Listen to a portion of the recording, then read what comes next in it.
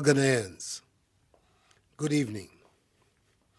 Today, Sunday, 19th April, is exactly 3 weeks since I came to you and announced the imposition of restrictions to movement in the Greater Accra metropolitan area and Kaswa, and the Greater Kumasi metropolitan area and its contiguous districts. I explained at the time that the decision was taken to give government the opportunity to try to contain the spread of the virus, scale up effectively the tracing of persons who had come into contact with infected persons, test them for the virus, and if necessary, quarantine and isolate them for treatment, should they prove to be positive for the virus.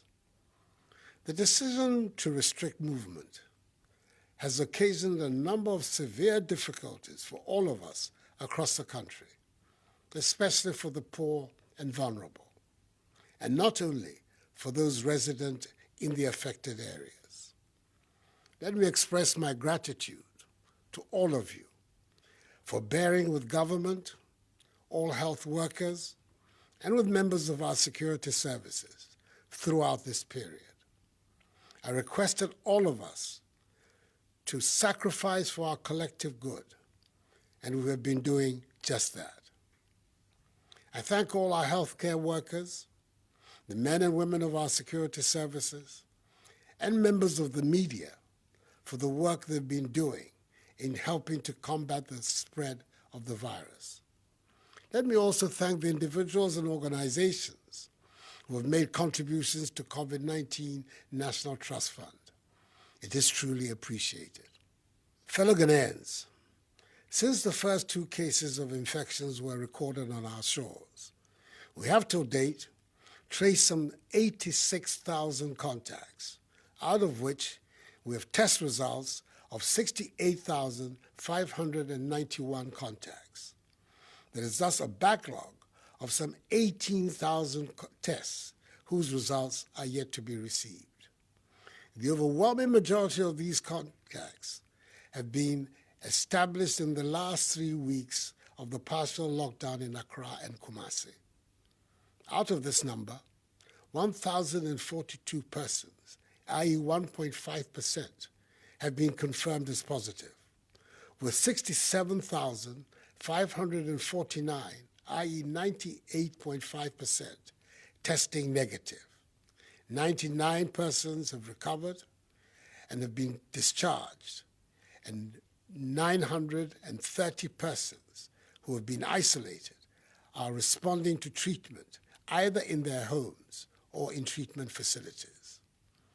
These 930 persons, after their treatment, will soon undergo the mandatory 2 tests to determine if they have also recovered from the virus or otherwise. The main reason our country has seen an increase in the number of confirmed cases over the last 3 weeks is because of the decision we took aggressively to trace and test contacts of infected persons. This has enabled us to identify and isolate infected persons, protect the population from further infections, and contain better the spread of the virus. Indeed, Ghana is the only other country in Africa to have conducted more than 60,000 tests, and we are ranked number 1 in Africa in administering of tests per million people. The decision to impose restrictions on movement was backed by the data at hand, and our next course of action, again, is backed by data and by science. Indeed, all that government is doing is intended to achieve 5 key objectives: limit and stop the importation of the virus, contain its spread, provide adequate care for the sick, limit the impact of the virus on social and economic life, and inspire the expansion of our domestic capability and deepen our self-reliance. It is important to state at the very outset that scientists at the University of Ghana have successfully sequenced genomes of the virus responsible for the COVID-19 pandemic. obtaining important information about the genetic composition of viral strains in 15 of the confirmed cases in Ghana. This is a significant milestone in Ghana's response to the pandemic, as it will strengthen surveillance for tracking mutations of the virus and in the tracing of the sources of community infections in people with no known contact with confirmed cases. The Ghanaian scientific community is to be warmly applauded for this advance and contribution to global knowledge. Their work makes us proud to be Ghanaians, and who knows, God may work through them to discover a vaccine. What a triumph that would be. Indeed, the recent genomic characterization of African coronaviruses by our own scientists illustrates the need to establish the enabling framework for sustaining vaccine manufacturing in Africa. We must advance African-led partnerships to drive scientific innovations for the control of viral diseases by vaccination.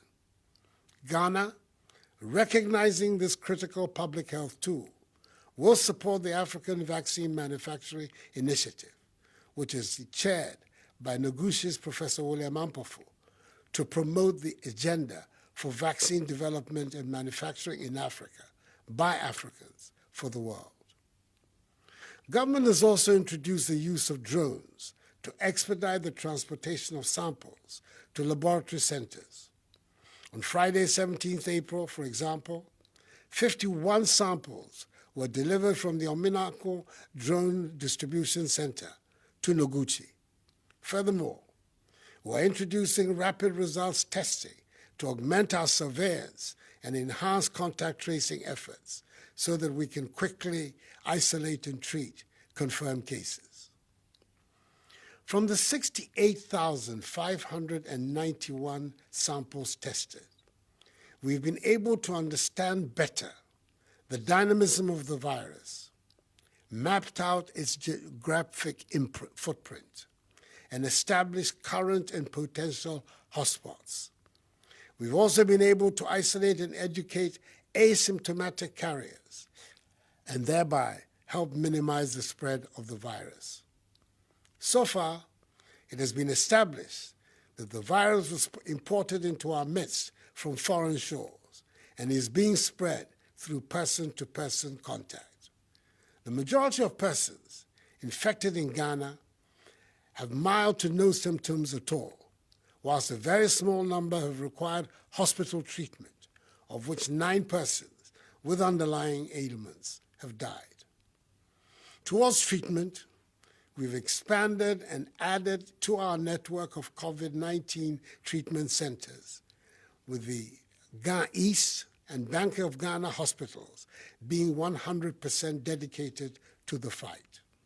In addition, we have set aside separate COVID-19 treatment centers at the University of Ghana Medical School, Hospital, the Kolebu Teaching Hospital, Akufo-Addo Teaching Hospital, Kumasi South Hospital, and in other designated regional and district hospitals. Last Friday, I was honored to do the virtual sod-cutting ceremony for the construction of a 100-bed infectious disease and isolation facility at the Ghana East Municipal Hospital, which is being funded through a public-private partnership under the leadership of the Ghana COVID-19 Private Sector Fund, and whose construction, with the assistance of the 48th Engineer Regiment of the Ghana Armed Forces, will be completed in 6 weeks. Members of the Private Sector Fund have indeed acted like citizens and not spectators in these testing times for our country, and their patriotism is to be loudly praised. We have also scaled up the domestic production of personal protective equipment, and our health care facilities so far have taken delivery of 14,550 scrubs, 11,900 gowns, 19,980 head covers, 263,281 nose masks, 13,002 N95 nose masks, 41,117 varying sizes of sanitizers have also been produced locally and delivered to our health facilities. The enhancement of our capacity to test has been made possible by the dedication of the expanded teams at Noguchi Memorial Institute for Medical Research, the Kumasi Center for Collaborative Research, and the National Public Health Reference Laboratory. Further, we're making significant investments in the laboratories of the Veterinary Laboratory, Accra, the Center for Scientific and Industrial Research Laboratory in Accra, the Police Hospital, the 37 Military Hospital, the University of Health and Allied Sciences in Ho, the Veterinary Services Department in Sekondi Takoradi, the Public Health Laboratory in Tamale, the War Memorial Hospital in Navrongo, and the Cape Coast Teaching Hospital, so they can also use PCR technology. We are recalibrating 100 regional and district tuberculosis gene expert laboratories across the country to help ensure that we have a minimum situation of one testing center per region. Fellow Ghanaians, in view of our ability to undertake aggressive contact tracing of infected persons, the enhancement of our capacity to test, the expansion in the numbers of our treatment and isolation centers, our better understanding of the dynamism of the virus, the ramping up of our domestic capacity to produce our own personal protective equipment, sanitizers, and medicine, the modest successes chalked in containing the spread of the virus in Accra and Kumasi, and the severe impact on the poor and vulnerable. I've taken the decision to lift the 3-week-old restriction on movements in the Greater Accra metropolitan area and Kaswa, and the Greater Kumasi metropolitan area and its contiguous districts, with effect from 1 a.m. on Monday, 20th April. In effect, tomorrow, we'll see the partial lockdown in Accra and Kumasi being lifted. I must make it clear at the outset that lifting these restrictions does not mean we're letting our guard down. All other measures are still firmly in place. For the avoidance of doubt, the earlier measures announced on Wednesday, 15th March, which have been extended, are still very much in force and have not been relaxed. I'm demanding even greater adherence to these measures. In here, I'm referring to the suspension of all public gatherings, including conferences, workshops, funerals, parties, nightclubs, drinking spots, beaches, festivals, political rallies, religious activities, and sporting events. All educational facilities, private and public, are to remain closed. Businesses and other workplaces can continue to operate, observing staff management and workplace protocols with a view to achieving social distancing and hygiene protocols. Operators of public transport, including our buses, trotros, and taxis, are to continue to run with a minimum number of passengers, as they have been doing for the last 3 weeks in maintaining social distancing. They must also continue to ensure the maintenance of enhanced hygienic conditions in all vehicles and terminals by providing, amongst others, hand sanitizers, running water, and soap for washing of hands. Domestic airlines are required to adhere to the same protocols. The Ministry of Local Government and Rural Development, together with metropolitan, municipal, and district assemblies, will continue to implement measures to enhance conditions of hygiene in markets across the country and expand the policy of alternate days for alternative products to improve social distancing in all markets. As has been established, the overwhelming majority of confirmed cases have come from travelers or from people who have come into contact with travelers. It is therefore incumbent on us to continue to be vigilant about travelers into our country until further notice, and to congratulate the men and women of the Immigration Service and the Marine Police Unit for their work in securing our borders. The arrest of 10 West African nationals in Tamale, who all tested positive for the virus. The arrest of the 6 Nigerian travelers who entered Ghana through unapproved routes along the Ghana-Togo border near Aflao, who also tested positive for the virus. And the recent arrest of 10 fishermen in the Western region who returned from Côte d'Ivoire and have been quarantined testify to the determination of our security services to protect our borders. I have thus signed an executive instrument to extend the closure of our borders for 2 more weeks, beginning Monday, the 20th of April. Like the World Health Organization, WHO, has recently advised, I want to encourage you to wear a mask wherever you go, as it will help you not to contract the virus and keep it clean. If you own a business or are providing a service, i.e. a barber, a hairdresser, a tailor, a taxi driver, a trotro driver, and his mate, a shopkeeper, a food seller, please do well to use a mask. The Ministry of Health will very soon issue guidelines on face masks for public use. I entreat religious, traditional, community, and opinion leaders to partner with government in engaging, mobilizing, and enforcing adherence to social distancing and personal hygiene protocol practices in their respective communities.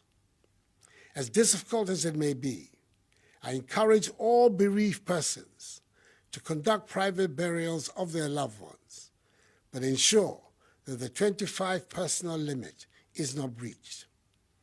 Indeed, some are burying their loved ones now in order to have the final funeral rites later. The morgues in the country are becoming full and will in themselves soon pose a public health hazard. So let us act quickly on this. As the day goes by, and as we continue to sustain a grip on the rapid spread of the virus, the systematic easing of these restrictions will be undertaken to bring life back to normalcy.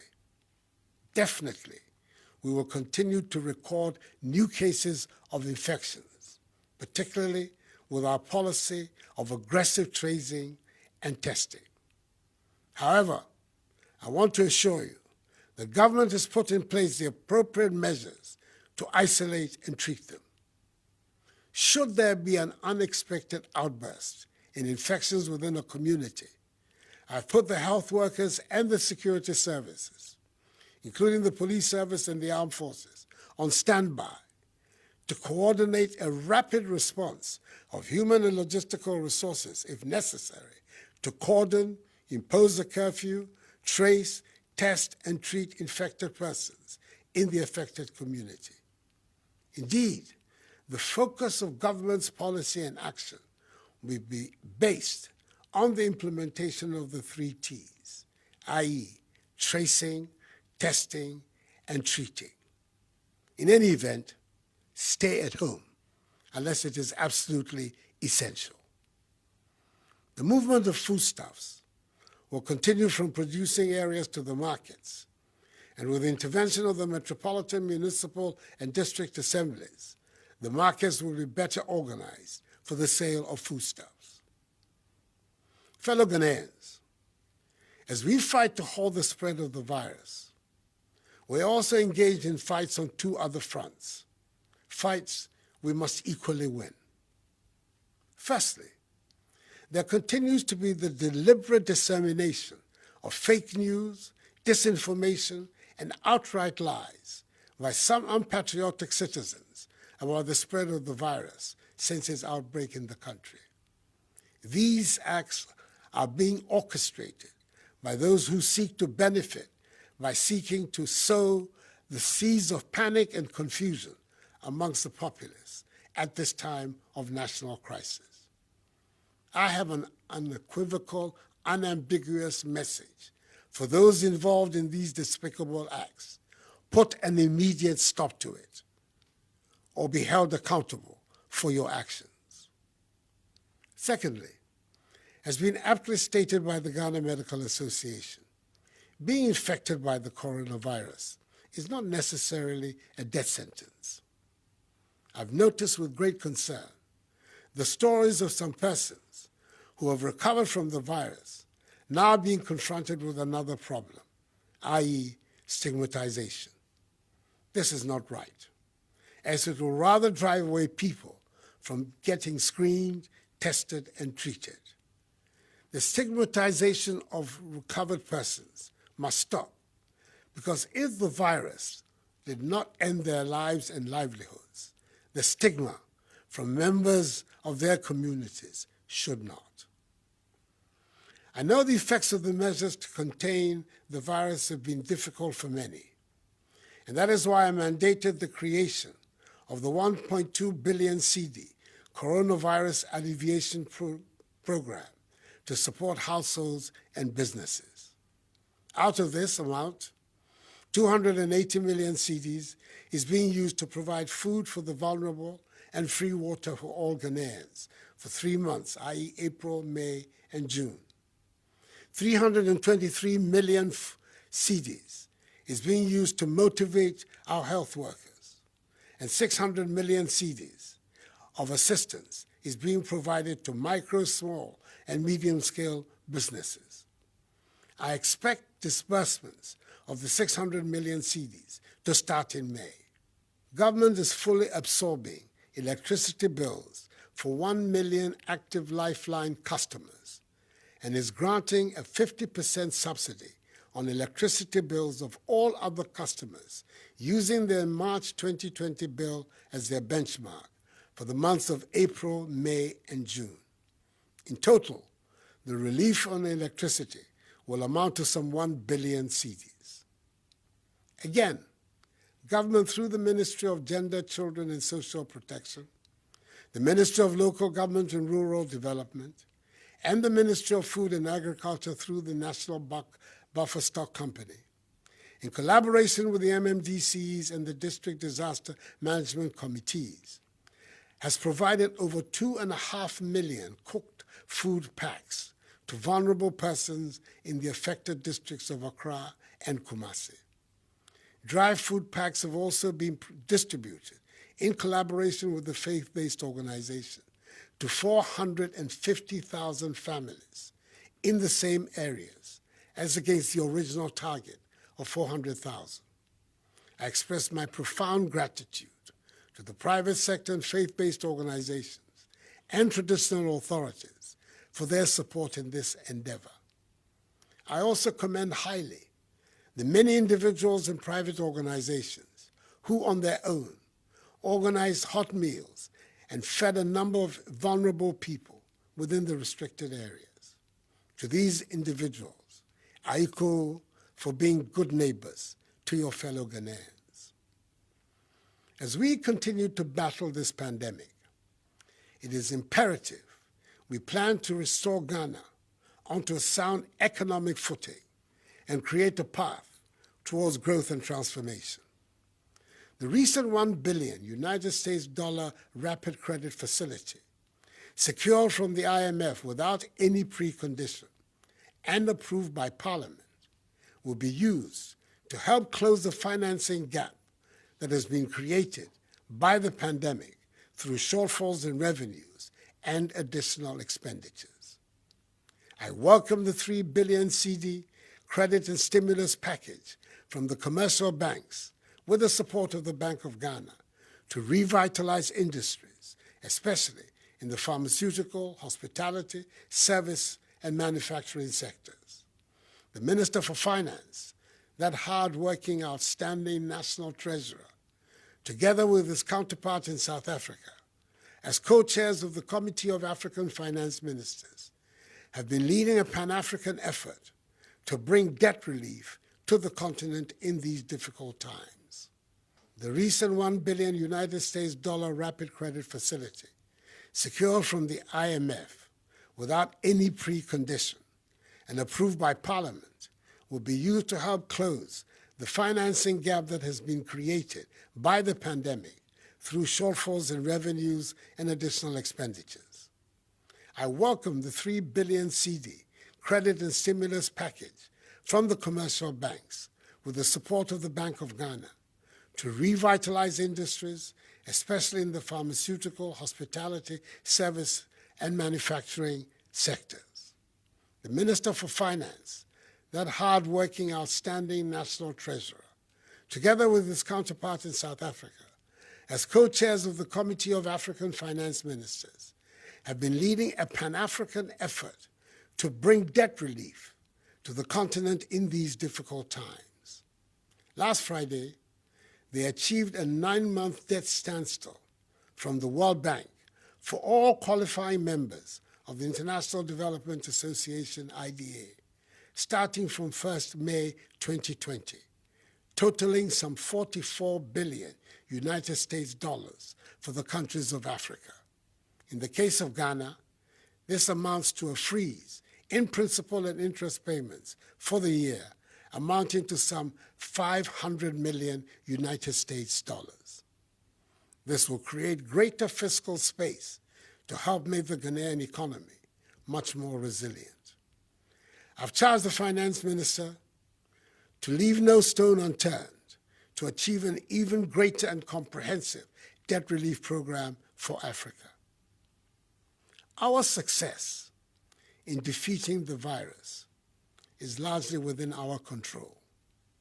That means each and every one of us must exercise at all times during this period without the partial lockdown in Accra and Kumasi a strong sense of selflessness, self-control, and self-discipline.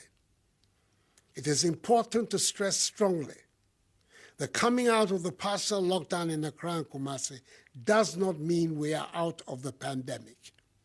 We will continue to monitor closely events in some hotspots in the Greater Accra metropolitan area like Wejagbawe, Ga East and Ayawaso East municipalities, and Tema metropolis, and in the eastern region like Esuejamai and Lower Manya Krobo districts. Whenever the situation so warrants, a community in which the virus is identified as becoming prevalent will be locked down until there is a clear understanding of the trajectory of the virus that will allow us to contain it. We must obey the measures still in place, including the new ones, because we know our survival depends on them. And the harder we are on ourselves in obeying them, the quicker and more enduring will be the victory. To Ghanaians in all parts of the world, I urge you to remain steadfast in abiding by the rules and regulations that have been put in place by your host countries to combat the virus. And I extend the condolences of all your compatriots at home to all families abroad who have lost their loved ones to the virus.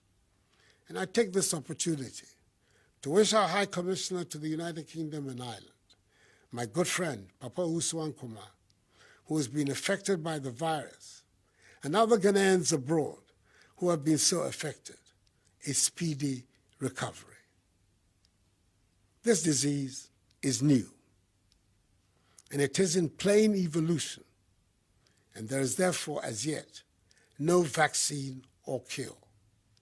But we know enough to take action, and we shall be nimble and adapt as the situation changes.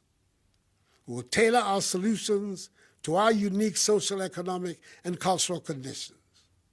There is no one-size-fits-all approach, but I pledge to you the government will do whatever is required in our particular circumstances to safeguard the lives of our people and keep our economy going. Discipline, self-discipline, is that strong bridge that all of us, from the safety of our homes, in our workplaces, and in our communities, must build.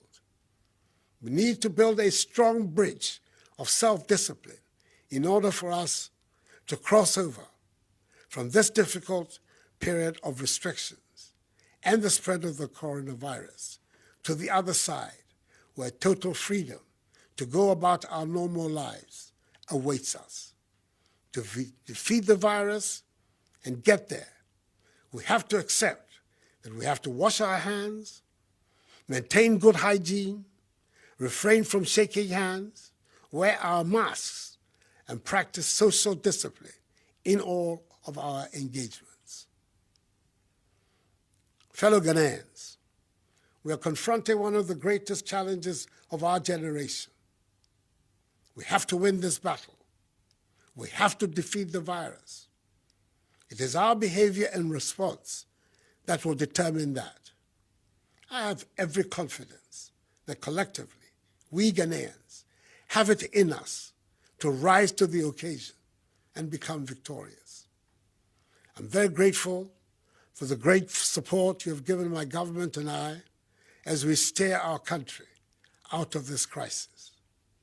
Continue in unity to provide that support. This too shall pass, for the battle is the Lord's. Medama sepa munkoso entimasam nenyina indinkunim. Mindanya siwa nyeyano yabwa no ninyo tue koni wofe woyinkunim. May God bless us all and our homeland Ghana and make her great and strong. I thank you for your attention and have a good night.